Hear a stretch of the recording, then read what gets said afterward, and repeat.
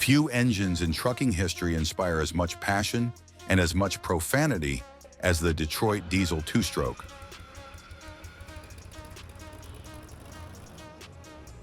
To drivers, it was a soundtrack, the high-pitched scream of a Jimmy winding down the highway, a sound that turned heads and raised goosebumps.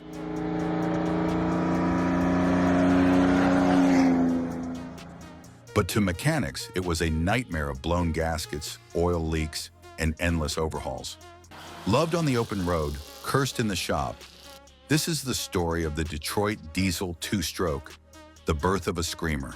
Detroit Diesel introduced its two-stroke engines in the late 1930s, originally designed for military applications. By World War II, these compact, lightweight engines were powering tanks, landing craft, and generators. After the war, they spilled over into civilian life, finding homes in buses, boats, and most famously, big rigs. The basic principle was simple. Unlike a four-stroke engine, which completes its combustion cycle in 4 movements of the piston, the Detroit two-stroke did it in 2. That meant more power strokes per revolution, higher revs, and a signature whine that no other engine could match. Truckers loved them because they pulled hard and revved fast. Mechanics? Well, they quickly realized that an engine running twice as many cycles also wore out twice as fast. One old mechanic once joked, "Working on a Jimmy is like dating a redhead. Fun at first, but eventually it'll break your heart." And just so you know, we're just getting started, and you don't want to miss what happens next, and make sure to subscribe if you're into such videos. The soundtrack of an era. Ask anyone who drove in the 60s, 70s, or 80s what they remember most about the Detroits, and they'll tell you, the sound.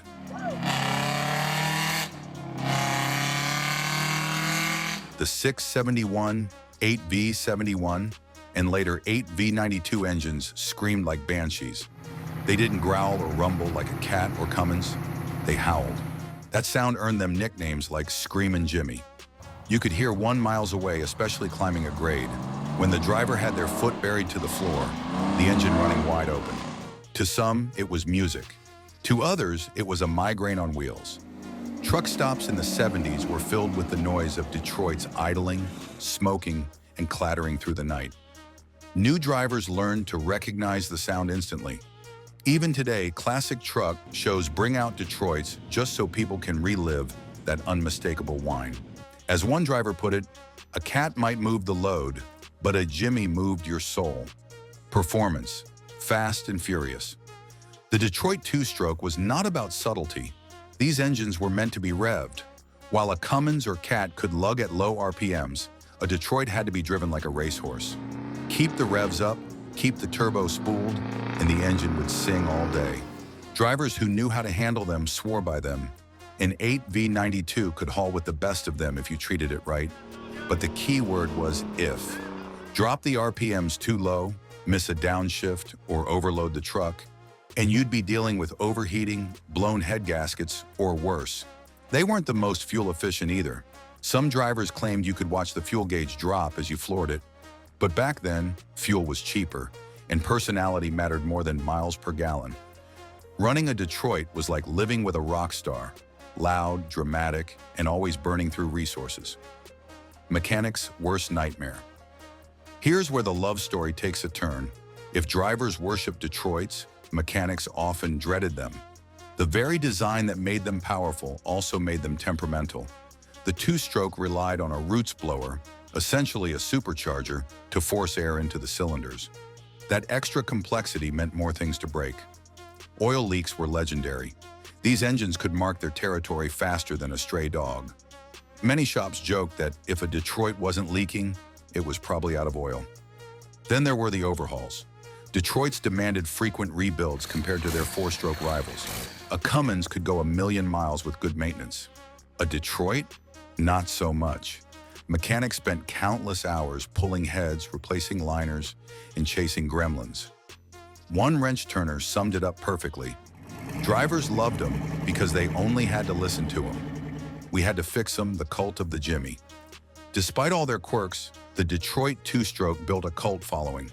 Part of it was the sound, part of it was the performance, but a lot of it was pride. Driving a Detroit meant you belonged to a club of sorts, drivers who knew how to handle a high-strung, two-stroke beast. There were tricks only Detroit guys knew. Things like, don't let it lug, keep it screaming, or watch that oil pressure like a hawk. It wasn't just an engine, it was an identity. Convoys of Jimmys tearing down the interstate were like rolling rock concerts, each one adding to the chorus. And here's the thing, as much as mechanics groaned, even they admitted that when a Detroit was tuned right, there was nothing like it. It was chaos, but it was glorious chaos. The decline of a legend. By the late 1980s and early 90s, the glory days of the Detroit two-stroke were fading. Emissions regulations tightened, fuel prices climbed, and reliability became a bigger selling point for fleets. The same quirks that drivers loved, high revs, smoke, and that signature scream, were the very reasons regulators and trucking companies turned against them. Four-stroke engines from Cummins and Caterpillar offered better torque at lower RPMs, better fuel efficiency, and longer life between rebuilds. Fleets didn't want engines that required constant babysitting. They wanted dependable, economical workhorses. Detroit tried to keep the two-stroke alive with the Series 92 engines, but by the mid-1990s, they were phased out. The company moved on to four-stroke technology with the Series 60, which became a modern industry standard. For many, it was the end of an era. Regulations. The nail in the coffin. Environmental rules were perhaps the final nail in the Detroit two-stroke's coffin. These engines were notorious for belching black smoke when pushed hard. Drivers called it coal rolling, long before it became a trend among pickup owners. That smoke was unburned fuel, and regulators weren't amused. The Clean Air Act amendments of the 1990s demanded cleaner burning engines.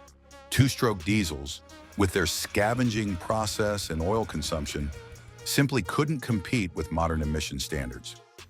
Fleet operators who once loved Detroits for their punch started replacing them with cleaner, quieter, and more fuel-efficient engines. One old-timer summed it up bitterly. The EPA killed the scream, but maybe they saved our lungs. Survival in boats and buses? Just because the Detroit two-stroke faded from highways didn't mean it disappeared.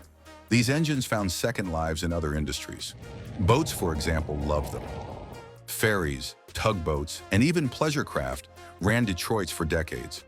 The constant high RPMs of marine duty actually suited the design better than stop-and-go trucking.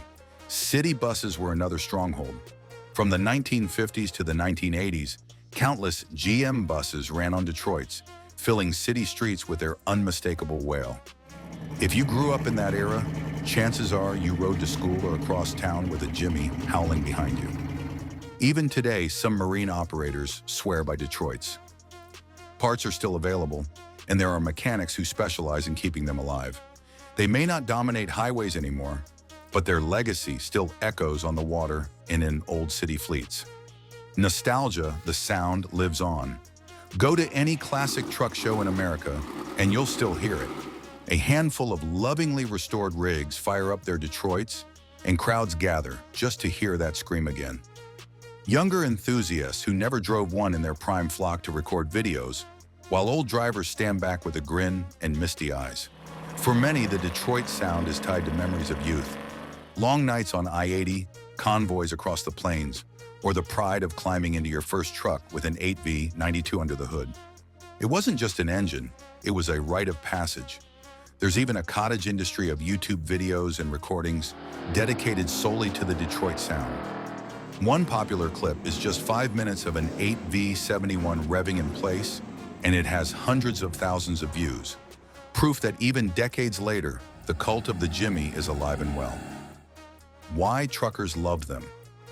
So why did drivers fall so hard for an engine that required so much care?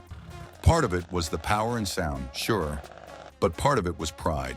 Driving a Detroit two-stroke wasn't easy.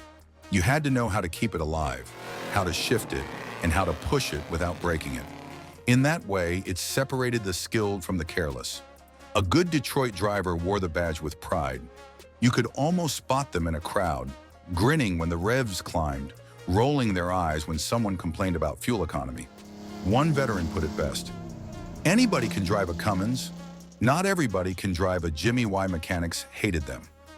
On the flip side, mechanics hated them for exactly the same reasons. High wear, constant leaks, tricky rebuilds.